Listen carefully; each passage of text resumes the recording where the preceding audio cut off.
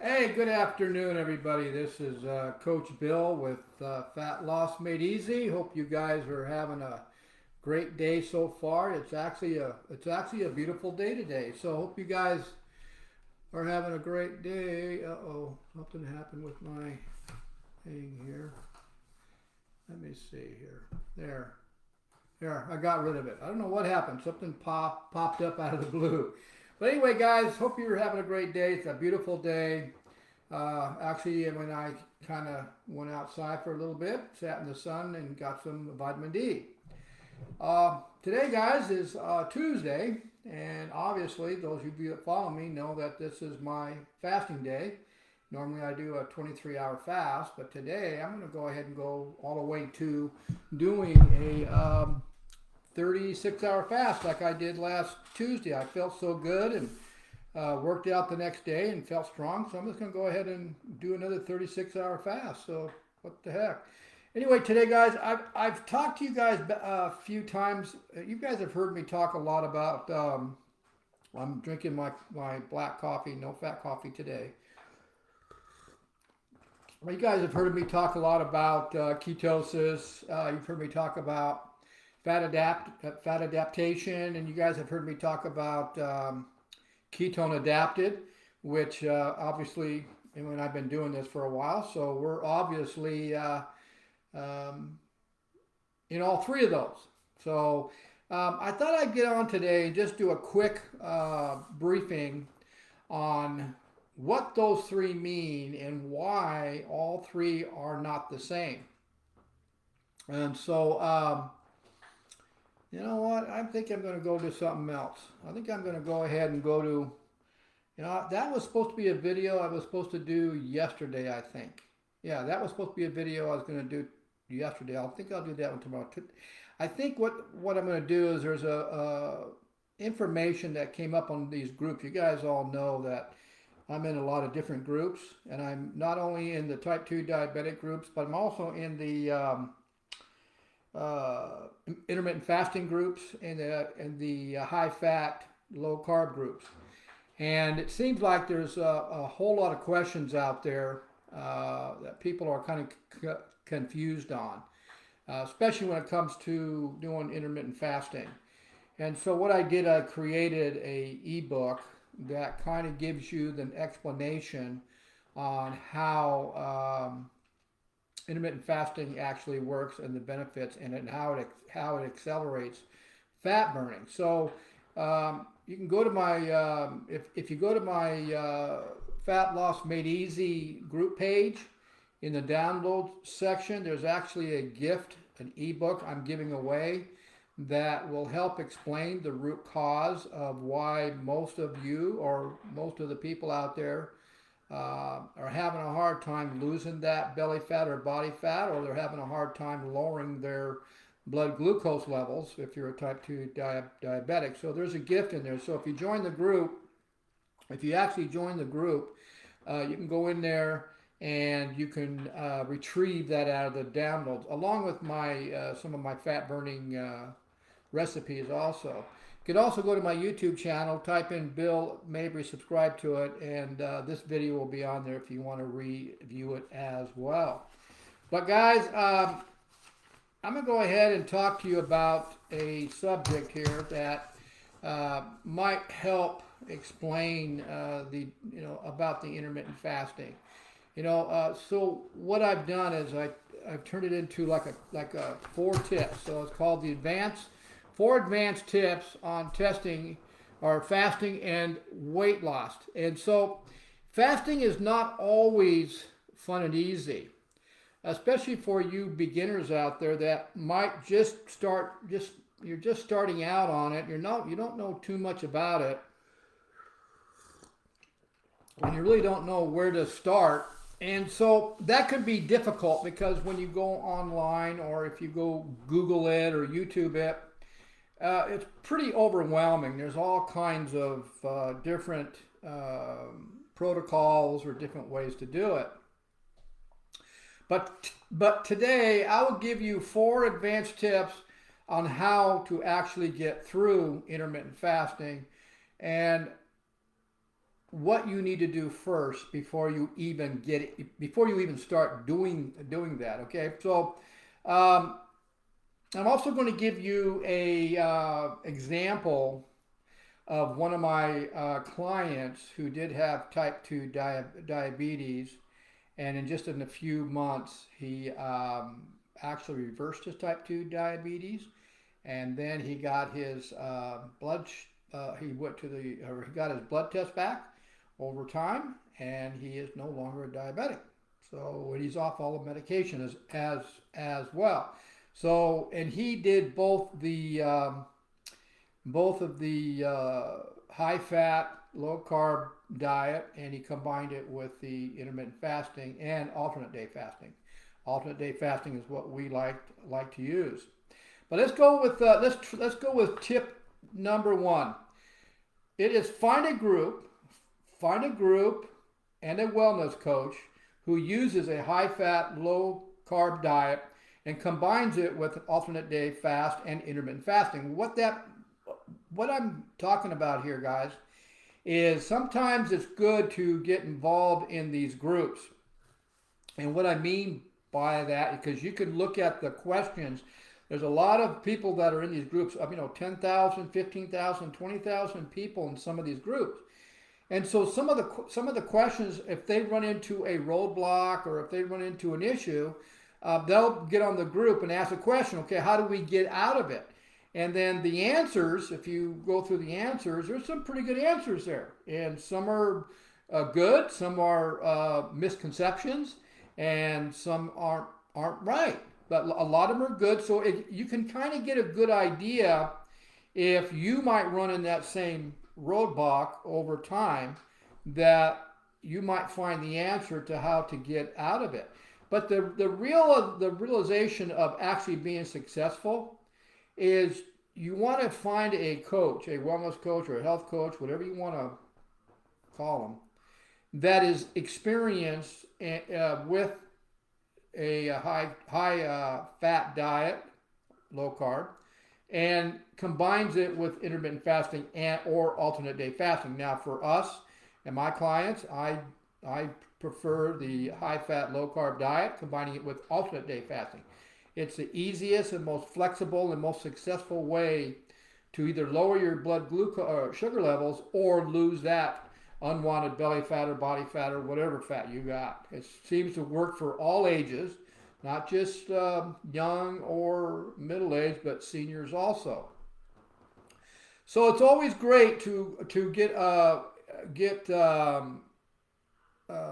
with some other people that are looking to do the same thing you guys are, so that you can get some good questions. Now, if you go to my YouTube channel, this video will be in there. Also, this video is going to be in the it's going to be in my Fat Loss Made Easy group, and in the description section of it, that there is actually there is a description, a link, and it'll say more, and click on that, and the specifics of what I'm talking about today, and more of the explanation of each type or each advanced tip will be there. I'm not going to go through them, directly. You can go ahead and go back there and read them yourself. But what the issue is that a lot of the reason why you need to go on these groups, because you need to find out what issues other people fell into, because the reasoning is where a lot of beginners get confused or frustrated is they don't know what to do if an issue appears or if an issue happens. And by being a part of a group, the best, of course, is being with a coach, because he can blow you right through that issue. But there's a lot of factors involved on why you may not lose that weight as quickly as you'd like, or why you may not be lowering your blood glucose sugar levels as fast as you want. There's a lot of factors involved, and one of them is if you've been overweight for a long time, then most likely your body, you have what they call a body set weight, and your body is really happy at that heavier weight. and it's going to do whatever it takes to keep you there. So it takes time. So you got to be you got to give yourself enough time to actually get your body to acclimate to it. So tip two. Tip two is actually give the body some time to adjust. You got to be patient.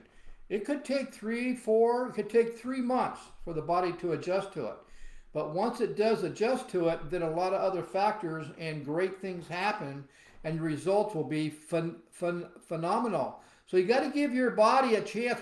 When your body set weight is sitting that high, you've been overweight for that long, it just doesn't switch overnight. It takes time. And so here you're putting your body through a new program, a high-fat, low-carb diet, and now you're going to do alternate day fasting. Give it time to acclimate to it, because each one of us aren't the same, and it could be faster for some, slower for others. Who cares? Just so that you start losing some of those fatty inches and that fat weight. Okay, because like I said, there's a lot of issues involved, and another thing is the body actually has 2 different types of fuel that it draws from, and one of the factors is most of you guys have been on high carb meals, multiple meals for most of your lives. So your body is used to burning, the foods you're eating basically.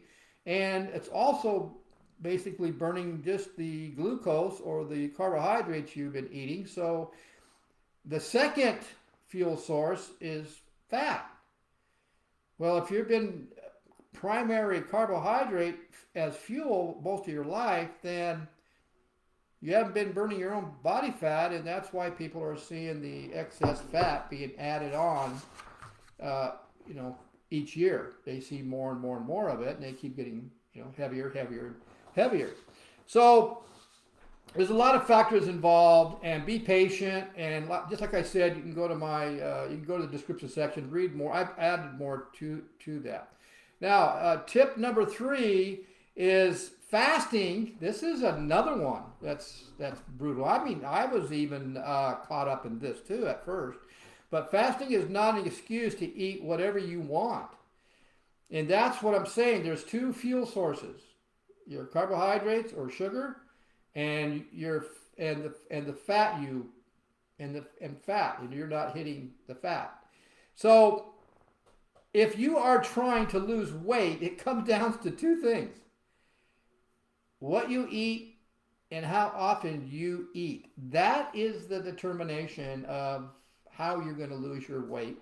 That is the determination on how you're going to lower your blood glucose level or blood sugar levels also.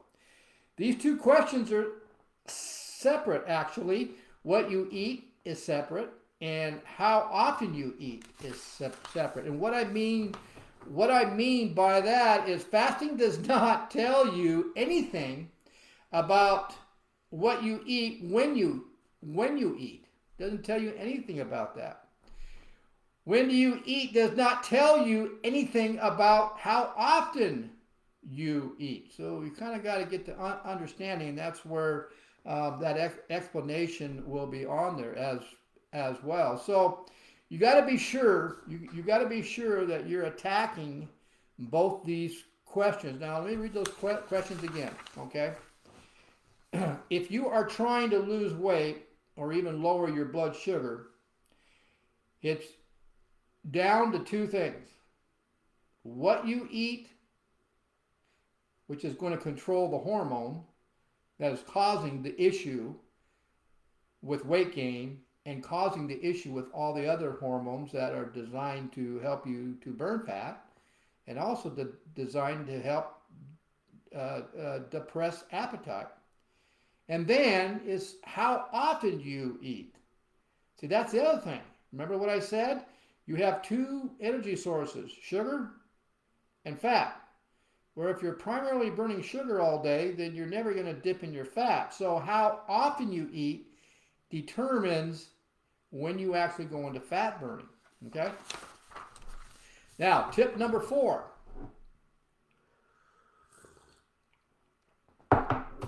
When fasting when fasting act like nothing is happening.